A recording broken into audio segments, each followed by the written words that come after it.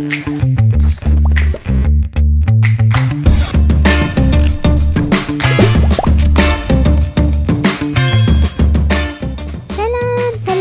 كلهم ህጻናት እናተዘናጋዕና ንምሃር ኣብ ሞሰብ ህጻናት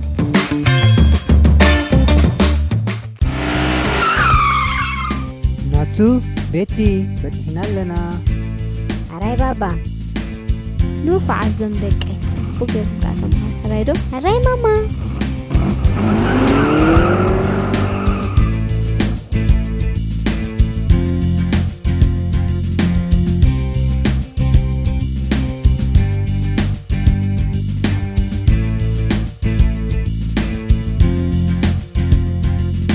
فتوات ህጻናት ኣብዛ ሓለፈ መደብና ሌላ ምስ ፊደላት ትግርኛ ብመልክዕ መዝሙር ኣውይድና ልኩም ነርና እንድሕር ደኣ ረሲዕኹምማ ደጊምኩም ክትርእይዋ ኣለኩም ሕራይ ዶ ኣብ ዝቕፅል መደብና እምበኣር ነዞም ፊደላት በብሓደ ጽቡቕ ጌርና ከነላለየኩም ኢና ናይ ሎሚ ጋሻና እምበኣር ፊደል በ ይበሃል ሰላም ፊደል በ سلام بيتو ህጻናት እምበኣር ንፊደል በ ተላለይዎ ኣብ ቀዳማይ ቦታ ናይ ትግርኛ ፊደላት ተሰሪዑ ይርከብ سلام ህጻናት ፊደል በ ገለ ዶ ብዛዕባኻ ክትነግረና ኣነ ፊደል በ ይበሃል ኣብ ቀዳማይ ቦታ ናይ ፊደላት ትግርኛ ኸኣ ተሰሪዐ ይርከብ ጽቡቕ ሕራይ እሞ ገለ ቃላት ዶ ብበጅሙሩም ነገርካና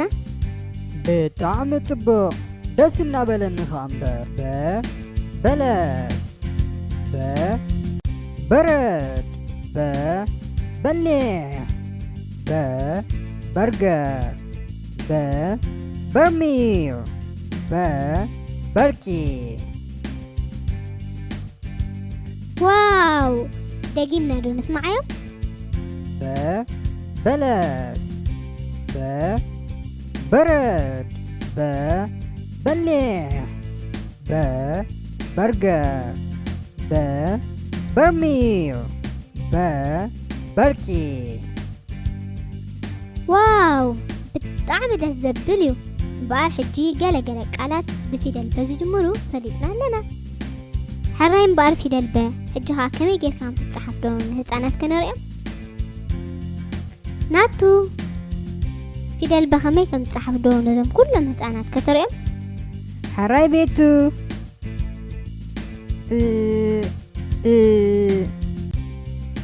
حق ذكر ناتو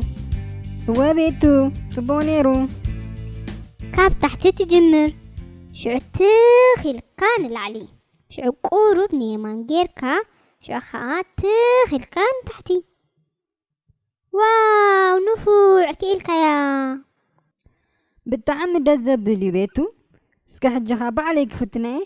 مجمرة بتحت جميرة شو تخيلن العلي خير شو قرب نيمان غيره مليسا خا تخيلن تحتي ملس بطعم نفعناتو قلطفكا حسكايا بطعم صبو قلطفكا أمبر فيدل بام سانا بمصنحكا بطعم حقوساتينا እሞ ቅድሚ ምኻድካ ዶ ሓንቲ መዝሙር ብበኽን ዝምር بطعم صبو ደስ እናበለኒ ኸ እምበር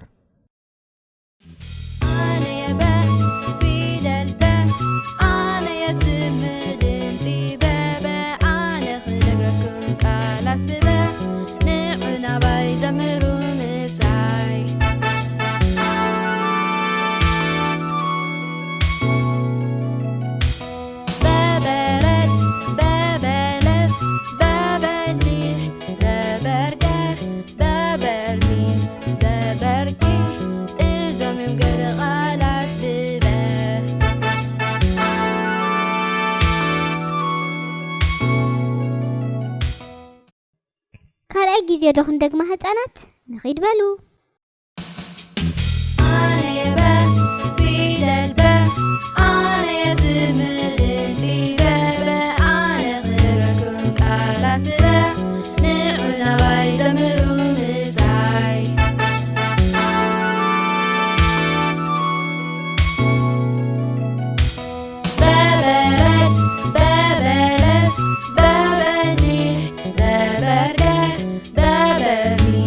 Berger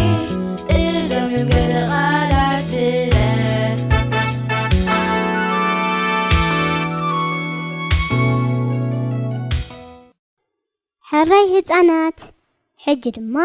ደሃያት ፊደል በ ክንርኢ ኢና ኩሎም ፊደላት ትግርኛ 7 ደሃያት ኣለዎም ንሎም እምበኣር ደሃያት ፊደል በ ክንርኢ ኢና ተቐዳመይቲ ደሃይ በ ተኻልኤቲ ቡ ታሳልሰይቲ ከዓ ቢ ታራብዔቲ ባ ተሓምሸይቲ ቤ ታሻድሸይቲ ድማ ብ መበል ሻውዒቲ ከዓ ቦ ሒዝኩም መንዶ ህፃናት እስከ በሓንሳብ ንድገመን በ ቡ ቢ ባ ቤ ብ ቦ እስከ ሕጂ ድማ በይንኹም ድገምዋ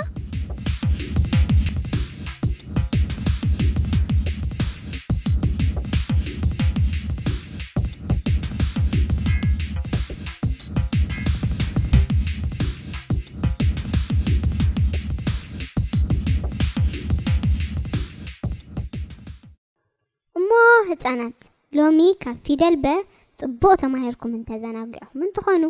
ኣብ ዝቕጽል ምስ ፊደል ሰ ክሳብ ንራኸብ ተሓንቀኒዩ ቻው ህፃናት ቻው ሰላም ህፃናት ነዛ ቪድዮ ደጊምኩም ረኣይዋ እሞ ብፊደል በ ዝጅምሩ ክንደይ ቃላት ከም ዝረኸብኩም ኣብ ታሕቲ መልሲ ግደፉልና ሓራይ ዶ ካልኦት ብዙሓት ቃላት ብበ ዝጅምሩ እንተረኺብኩም ከዓ ንገሩና ሓራይ ዶ يغني لنا. تشاو تشاو تشاو